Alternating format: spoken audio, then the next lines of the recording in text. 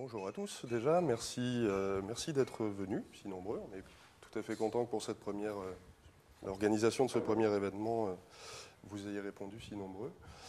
Donc je vais enchaîner sur ce que vient d'explorer d'ores et déjà Hubert, à savoir la qualité logicielle, mais en me focalisant pour ce qui me concerne sur une partie beaucoup plus précise et concrète et restreinte, mais qui a la plus grande importance, c'est-à-dire le code, au travers des tests unitaires. Une petite précision toutefois. J'ai intitulé donc cette petite présentation la qualité au meilleur prix associée aux tests unitaires. En général, c'est forcément un petit peu provocateur puisque ce sujet est plutôt polémique. Le plus souvent, on considère que le test unitaire particulièrement coûte cher. Je vais m'efforcer de vous démontrer le contraire. Alors, le challenge est de taille, mais bon, à vaincre sans péril, on triomphe sans gloire. Alors, on va essayer d'y arriver. Quelques mots me concernant. Donc voilà, je m'appelle Gauthier Delamarre, je suis responsable des services pour VA Consulting qui organise l'événement, architecte logiciel, formateur, etc. Donc du PHP depuis longtemps, fort longtemps, c'est pourquoi naturellement la présentation sera focalisée sur cette technologie, vous l'aurez compris. Ça ne diffuse pas, autant pour moi.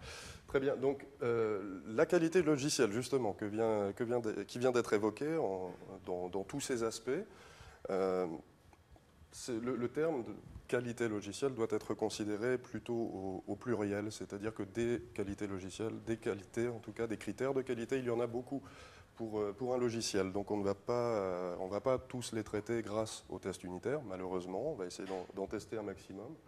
Déjà, on va identifier de manière beaucoup plus résumée quels sont les différents types de qualités que l'on peut rencontrer. L'une des premières, celle qui me vient, en tout cas moi, à l'esprit en premier, c'est le respect des règles métiers qui vont être implémentées dans une application.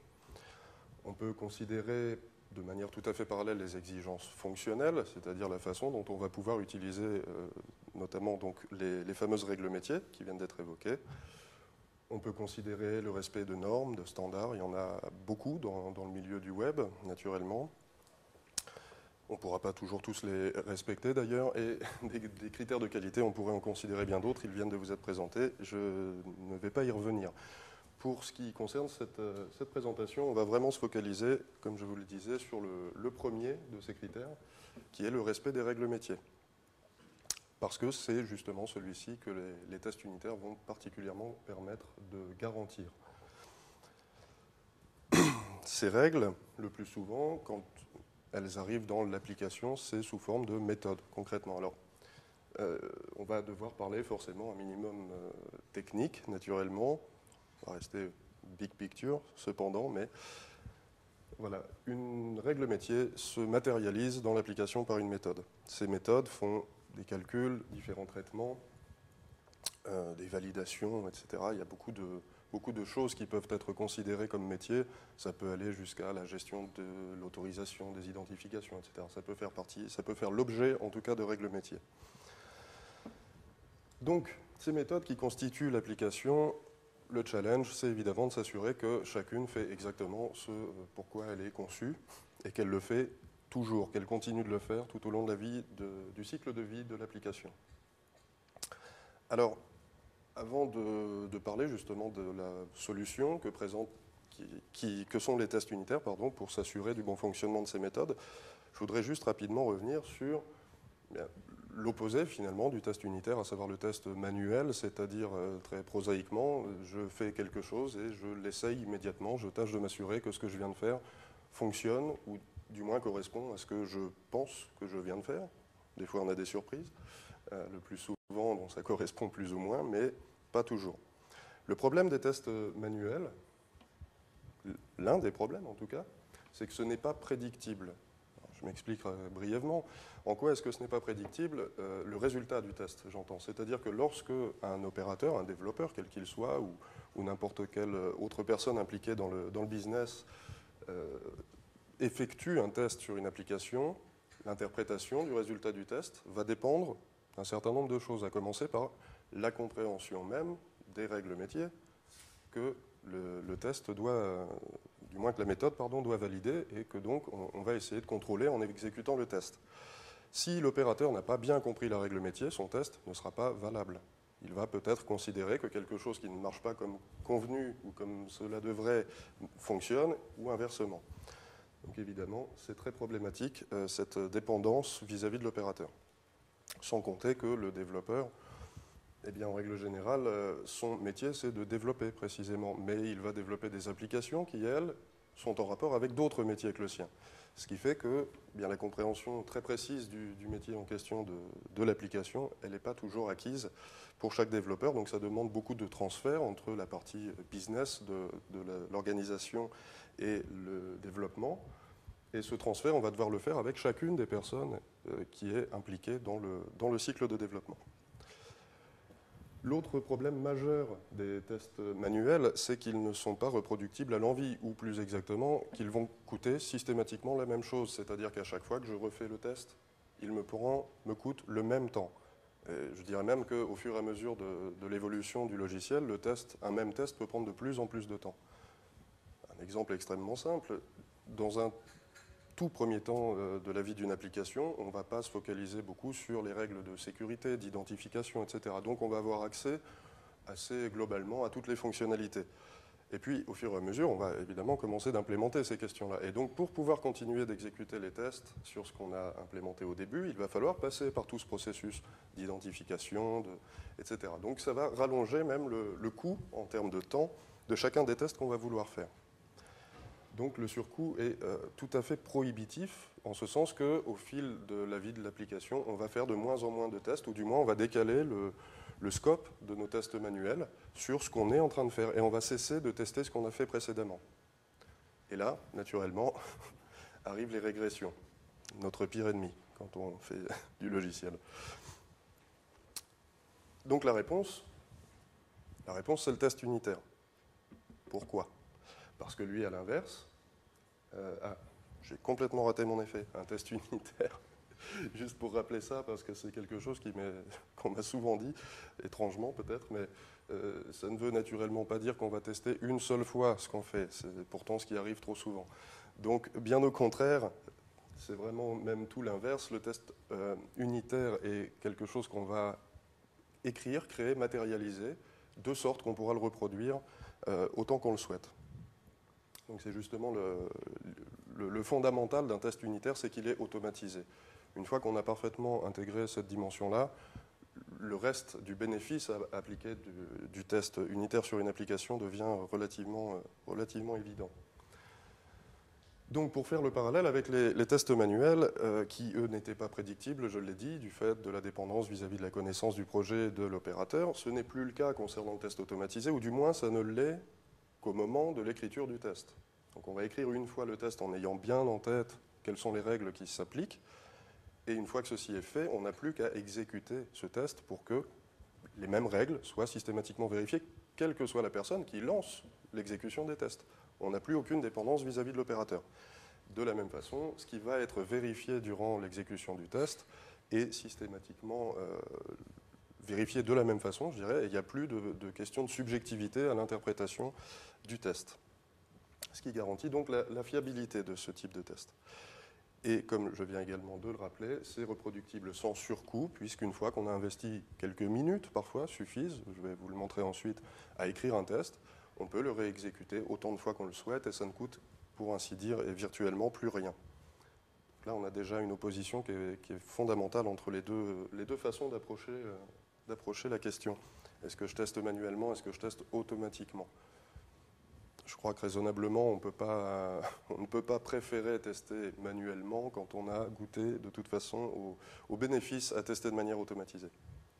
Après, la vraie question, c'est comment est-ce que j'insère ça dans mon processus de développement ?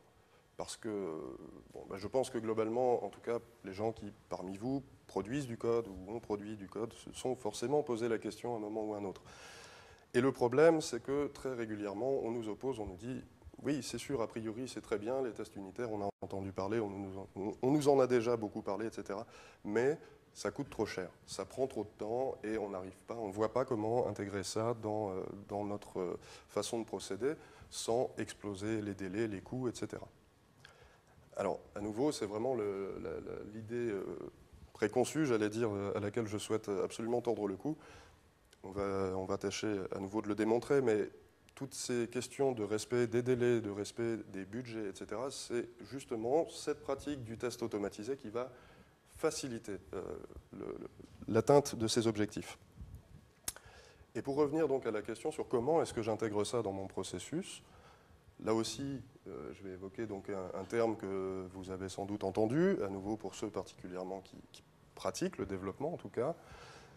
C'est donc le test-driven development, c'est-à-dire le développement piloté par les tests, conduit par les tests, ce qui se traduit par j'écris tout simplement mon test avant même d'écrire le code que je vais tester. Alors donc en général, c'est à ce moment-là qu'on perd tout le monde, en tout cas quand on essaye de le faire appliquer concrètement dans la vraie vie, parce que ça paraît complètement ubuesque de se dire je vais tester quelque chose que je n'ai pas encore fait. Ça ne semble pas avoir de sens. Et pourtant, bien au contraire. C'est le seul moyen viable en réalité d'intégrer véritablement le test unitaire pour atteindre en tout cas un objectif alors ce qu'on appelle de couverture, c'est-à-dire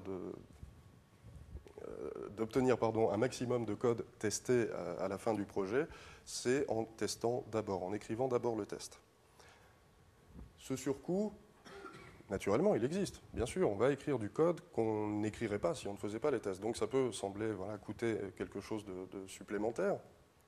Ce surcoût, il va être très très vite équilibré par plusieurs mécanismes. L'un des premiers en tout cas, c'est que le fait d'écrire d'abord son test avant même d'avoir écrit son code va nous permettre d'éviter d'écrire du code qu'on va ensuite effacer, recommencer, modifier, bidouiller, etc. etc.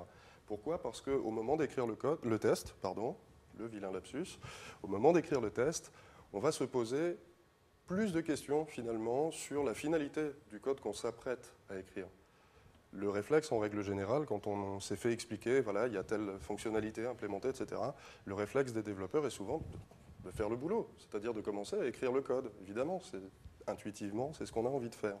Le problème étant que quand on se précipite un peu comme ça, eh bien, on peut tout à fait passer à côté de certaines problématiques, certaines considérations liées à ce qu'on est supposé faire. Le fait d'écrire le test, d'abord, va permettre de poser un peu le débat, de se dire, très bien, voilà, ce que je m'apprête à faire, je vais devoir l'appeler de telle façon, ça va servir à ça, je dois m'attendre à tel résultat, etc., etc. Et très souvent, ça va permettre de corriger finalement des erreurs de conception qu'on n'a pas encore faites, là non plus. Et là, ça commence à avoir un retour sur investissement absolument immédiat. C'est-à-dire qu'au lieu d'écrire du code qui finalement ne servira pas, eh bien, je m'épargne cette peine, tout en sachant, je vais me permettre de souligner un phénomène qui se produit souvent, c'est que lorsqu'on part dans une mauvaise direction, justement, en termes d'implémentation, eh bien, malheureusement, à cause des problématiques de deadline à nouveau et de budget, etc., on va très souvent avoir des scrupules à se dire je me suis trompé, donc je recommence ce que j'ai mal fait et je repars sur de meilleures bases. Non, malheureusement, non, on ne fait pas ça. Souvent, on se dit ok, je suis parti par là, il fallait que j'aille là. Plutôt que de faire le chemin inverse, non, je vais trouver des chemins de traverse qui, naturellement, au bout du compte, deviennent un labyrinthe abominable duquel on ne sort plus jamais, en gros. Ou du moins, on a énormément de problèmes à s'en sortir. Donc, voilà, le premier point, c'est que créer d'abord ces tests va nous permettre d'éviter les erreurs de conception. Certaines erreurs de conception, évidemment. Je ne suis pas non plus en train de vous dire que c'est magique et que tout va aller mieux et parfaitement si vous appliquez le TDD. Si ça va aller mieux, ça je peux le garantir, il y aura encore d'autres pièges à éviter, naturellement. Un autre problème qu'on a quand on veut appliquer le test unitaire sur un projet, c'est, je l'ai dit, quand est-ce que je le fais, c'est également qu'est-ce que je teste, ça nous en reparlerons juste après. Et donc la plus mauvaise réponse à cette question de quand est-ce que je dois tester mon application, c'est de se dire je vais d'abord la faire, puis je vais la tester. Alors pour plusieurs raisons. La première, c'est évidemment que non. Quand j'ai fini l'application, c'est pas là que je vais investir du temps pour réécrire des tests, pour vérifier que ce que j'ai fait, je l'ai vraiment fait. Donc ça, c'est un peu bizarre. On ne le fait pas. On se contente de multiplier les tests manuels à la fin du projet et on met en production, on croise les doigts, on espère que tout va marcher. Donc on ne le fera pas. Et de toute façon, je peux vous assurer que ce n'est pas possible techniquement, parce que du code qui doit être testé unitairement demande une conception peut-être, enfin parfois un peu différente, du moins offre des contraintes qu'on se doit de respecter, faute de quoi on ne pourra pas écrire de tests, ou du moins ils ne seront pas unitaires, et on perdra beaucoup du bénéfice de la méthodologie. Donc écrire les tests après, c'est exclu, c'est proscrit. Il n'y a qu'une situation où on le fera, et ça peut rendre cependant service, ça va être tout simplement pour aider à débugger quelque chose. Mais c'est une toute autre histoire. C'est-à-dire que lorsqu'un problème survient, on peut s'aider de tests unitaires, ou d'un framework en tout cas de tests unitaires, pour reproduire le problème sans être obligé à nouveau de passer par tout le workflow de l'application qui veut qu'on s'identifie, qu'on ait des crédits, qu'on ait une base de données bien remplie avec les bonnes données, etc. Le fait de tâcher de reproduire le problème sous forme de tests unitaires va permettre d'aller plus vite et en général d'accéder plus rapidement à la résolution du problème. Mais c'est un cas de figure très particulier. Donc le principe qui voudrait qu'on teste après n'est pas bon. Tester avant nous garantit que le code qu'on va produire est testable, par définition, puisqu'on a déjà écrit un test, ensuite on écrira le code qui fera passer ce test. Donc le code sera testable. Et le dernier avantage à pratiquer le TDD, c'est-à-dire, je le répète, d'abord tester, ensuite coder, c'est que du coup, le coût justement du test est minime. Il est bien moindre parce que, je vous l'ai expliqué, mais j'insiste vraiment sur cette idée, le coût que représente le test, je vais l'économiser immédiatement dès l'implémentation. Donc, en le faisant comme ça au fur et à mesure, en plus c'est un peu indolore, je dirais, pour le développeur, parce que très clairement, passer une journée, 2 journées, 3 journées, une semaine à ne faire que du test, c'est à devenir fou. Ça, c'est pas du tout motivant. Alors que faire quelques minutes pour écrire un test, puis écrire le code correspondant et alterner de cette façon-là, c'est beaucoup, beaucoup plus facile à gérer. Voilà pour la partie, en gros, théorique. J'ai tâché de vous présenter très rapidement, naturellement. On n'a pas la journée, et pourtant, ça pourrait le mériter. Le sujet pourrait le mériter. Je voudrais tout simplement donc rentrer dans une deuxième phase de la présentation un petit peu plus pratique et concrète, tout simplement. Je vous ai dit déjà beaucoup de choses. Je vais essayer de vous en démontrer un certain nombre parmi ces différentes assertions. C'est le cas de le dire, que je viens de vous soumettre. Donc on va se mettre dans un scénario très très simple et simpliste même, je dirais, évidemment, pour les mêmes problématiques de temps que nous avons. On va se placer dans l'hypothèse où on doit créer une application de facturation. Je passe tout à fait l'ensemble des détails, on va juste se focaliser sur la question de comment est-ce que j'obtiens le total d'une facture. Voilà. Un cas de figure vraiment tout à fait trivial. Alors, la toute première des démarches, ça va être de définir l'unité, au sens, naturellement, des tests unitaires. Je l'ai évoqué précédemment, une unité dans une application va en général être matérialisée par une méthode. Voilà. On va considérer plus ou moins que le minimum que l'on puisse tester, l'échelle minimale en tout cas de ce que l'on peut tester dans une application, c'est une méthode. Donc on va se poser la question, très bien, je dois faire un logiciel de facturation, donc je gère des objets factures. Bon, on a un peu d'expérience, donc on pense tout de suite à dissocier des objets lignes de facture, parce que sinon on sait qu'on n'y arrivera pas. Alors on va se focaliser immédiatement justement, non pas sur cet objet facture, mais directement descendre à l'échelle de la ligne. Et notre unité, ce ne sera donc pas cette classe ligne de facture, mais la méthode qu'on appellera total, tout bêtement, qui vont constituer notre unité, la classe plus la méthode, voilà, tout simplement. Une fois qu'on a défini que notre unité, c'était cette méthode qui doit permettre de calculer le total d'une ligne de facture, on va écrire notre premier test case. On l'a dit, on pratique le TDD, donc on écrit tout de suite le test. Avant de l'écrire, on le pense, naturellement. Alors, comment est-ce que je vais obtenir, à partir d'une ligne, d'une facture, son total? Bien, je me dis que j'ai une quantité mentionnée en tant que propriété de ma ligne, j'ai un prix unitaire, naturellement, et je vais donc considérer que le total de ma ligne, c'est le premier multiplié par le deuxième, ou inversement, ça devrait revenir au même si tout se passe bien. Donc voilà quel est mon test case exprimé de manière, bon, ici presque mathématique, parfois ce sera de manière beaucoup plus naturelle. On va décrire tout simplement que doit faire la méthode. Et une fois qu'on a fait ce travail, eh bien on va créer le test, justement. Alors, je vous passe les détails du contexte dans lequel on crée tout ça, mais concrètement, un test, c'est une méthode, elle, lui aussi, dans une classe Et ça demande une installation parfaitement triviale, c'est quelques minutes pour installer de quoi mettre en œuvre le code que je vais vous montrer là. Donc un test, comme je viens de le dire, concrètement, c'est une méthode. Ici, voilà, toutes les méthodes seront préfixées dans l'outil qui nous sert de référence ici par test et invoice line total. Voilà, je décris dans le nom de la méthode ce que je vais tester tout simplement. Alors, attention, un test unitaire, ça peut être énorme, mais c'est rarement le cas. Ça ressemble beaucoup plus souvent à ça. C'est-à-dire deux opérations. J'instancie tout simplement l'objet que je m'apprête à tester, et puis j'appelle la méthode que je veux tester dessus, tout bêtement. Et ici, donc, je me mets dans un cas de figure très très concret, c'est-à-dire que je me dis, bah voilà, imaginons que je me trouve avec une ligne de facture dont la propriété quantité vaut 2, à supposer que le constructeur va gérer ça bien sûr, et le prix unitaire est de 45, eh bien je veux m'assurer que quand je vais appeler la méthode totale, le résultat sera de 90. C'est simplissime. Voilà. Et ça, c'est l'essence du test unitaire. Une procédure d'initialisation sur la première ligne de code et l'exécution d'une assertion sur la deuxième ligne. En gros, le schéma sera toujours le même. Parfois, évidemment, on aura des objets un peu plus complexes qui demanderont un contexte dans le test plus sophistiqué, disons, mais dans l'immense majorité des cas, les tests vont se contenter de ça. Une assertion, soit dit en passant, définissons ça très rapidement pour bien savoir de quoi on parle. Une assertion, c'est un prédicat. Voilà, je pose le prédicat que appeler total sur cet objet doit retourner 90. C'est ce qu'il doit faire. Ce n'est pas ce à quoi je m'attends, c'est ce qu'il doit faire. C'est ça aussi la grosse différence de prédictabilité. Des mots comme ça, un peu, on bute dessus. L'énorme différence, c'est que ceci est écrit dans le test, c'est matérialisé, c'est dans un fichier qu'on n'effacera pas une fois qu'on a fini nos tests, parce que ça, c'est ce qu'on fait souvent quand on teste manuellement. On va dumper des données, les afficher, vérifier, contrôler, faire le calcul à la main, etc. Ok, super, c'est très bien.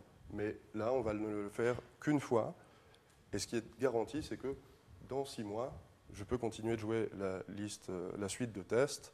Je n'ai plus besoin de repenser que, ah oui, il faut que je m'assure que lorsque j'appelle total sur ma ligne, etc.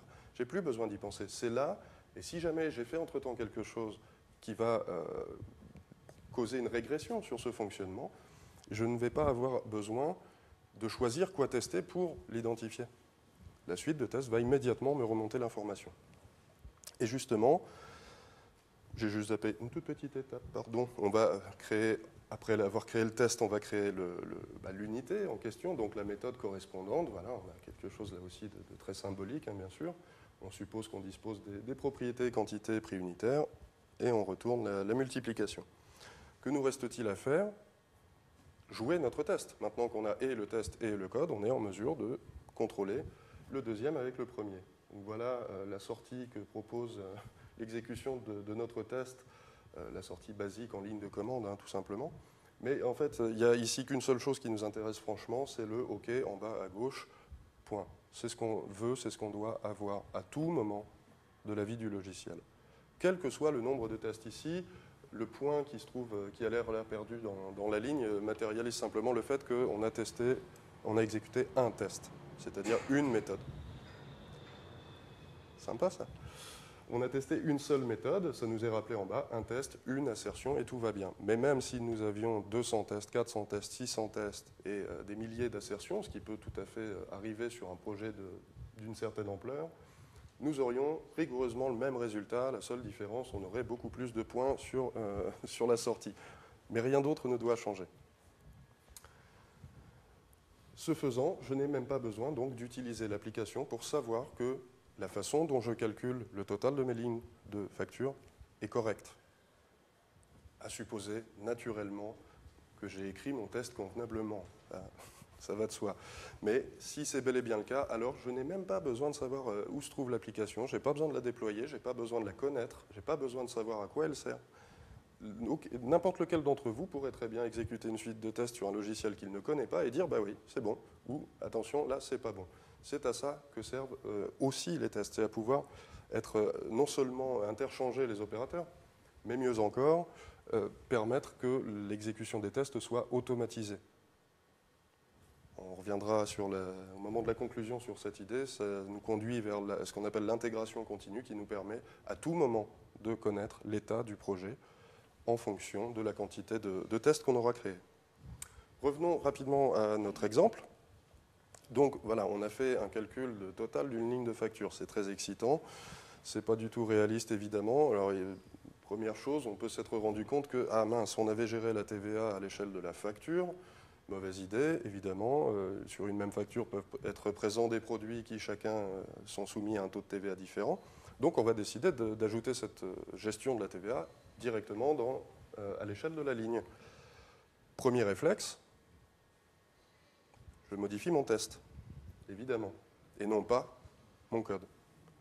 Je modifie mon test parce que si maintenant je considère que j'instancie ma ligne avec les mêmes valeurs que précédemment, mais que j'y ajoute un taux de TVA, ici de 15%, et bien du coup mon assertion change, ce n'est plus 90 que je dois attendre, mais 103,5. Ça j'en suis sûr, c'est certain, peu importe le contexte, peu importe tout ce qui peut se passer autour dans l'application, ça c'est toujours vrai. Ça doit toujours être vrai. S'il y a d'autres interactions possibles, il faudra alors les prendre en charge au fur et à mesure dans le test. Donc tout simplement je modifie mon test. Alors une petite astuce, même si je viens de modifier le test et pas le code, je sais très bien que ça ne va pas marcher, mais je rejoue tout de même mon test, justement pour m'assurer que ça ne marche pas. Parce que si d'aventure je modifie le test, mais que le code continue de fonctionner, ou du moins que le test passe toujours, c'est très probablement que je viens d'écrire une assertion qui ne sert à rien. Si ça marchait avant, que je rajoute mon assertion et que ça marche toujours après, c'est qu'elle ne sert à rien du tout. Donc c'est un petit réflexe à avoir, je modifie un test, je le joue, ça ne marche pas, super, c'est ce que je voulais. Maintenant, qu'est-ce que j'ai à faire? Eh bien, je vais adapter tout simplement l'unité sur laquelle porte le test, peu importe l'implémentation. Ici, je m'assure que je vais bien appliquer le taux de TVA, et je rejoue à nouveau le test, et c'est bon. Et maintenant, je suis tranquille, je peux passer à autre chose. Je sais que le calcul de mes lignes sera toujours bon, tant que mes règles métiers ne changeront pas. Parce que ce que nous venons de faire à l'instant, ici, c'est appliquer une règle métier qui dit, eh bien, on doit pouvoir gérer la TVA par ligne de facture. Ce n'était pas le cas dans l'exemple précédent, c'est devenu le cas maintenant, et je suis certain, grâce à ces quelques lignes de code, je vous les remontre rapidement, mais hop, voilà, c'est-à-dire toujours 2 lignes de code, je suis certain que mon calcul pour chaque ligne sera toujours valable. Vous m'accorderez que ce n'est pas un boulot colossal d'écrire ce test, globalement, et que l'impact sur le processus reste minime. Hop là. J'ai eu tellement peur de faire trop long que je crois que je suis en train de faire trop court. C'est pas grave, ça vous donnera l'occasion de poser beaucoup de questions. Je le souhaite en tout cas. C'est toujours plus efficace. Alors en résumé, tester unitairement. Voilà, on va tâcher de refaire très rapidement donc, le point sur ce que je viens de vous dire. Ça va nous faire gagner du temps. Ça va nous faire gagner du temps dès la conception, le design, des classes. Quand je parle de l'application ici, c'est vrai que c'est un petit peu extrapolé. Disons que c'est notamment à l'échelle des classes que je vais gagner beaucoup de temps sur ma conception. Mais je me plais à penser que si j'ai des classes bien conçues, je vais avoir moins de difficultés à en faire une application au final, en lui ajoutant une interface et divers traitements, un workflow finalement. Ça ira beaucoup mieux si j'ai des classes dont je suis sûr. Et ça me fera gagner du temps naturellement à l'exécution des tests. Ça va sans dire.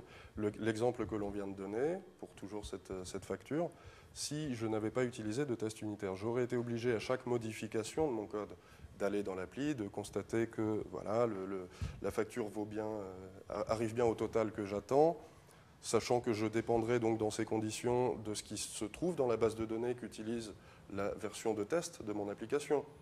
Je peux avoir l'habitude que j'ai 2 et 45, etc. Donc je dois avoir 90. Puis à un moment, un collègue a modifié, parce que lui, il était en train de travailler sur l'édition des factures. Alors, bêtement, il a modifié une ligne, il est passé de 45 à 50 euros.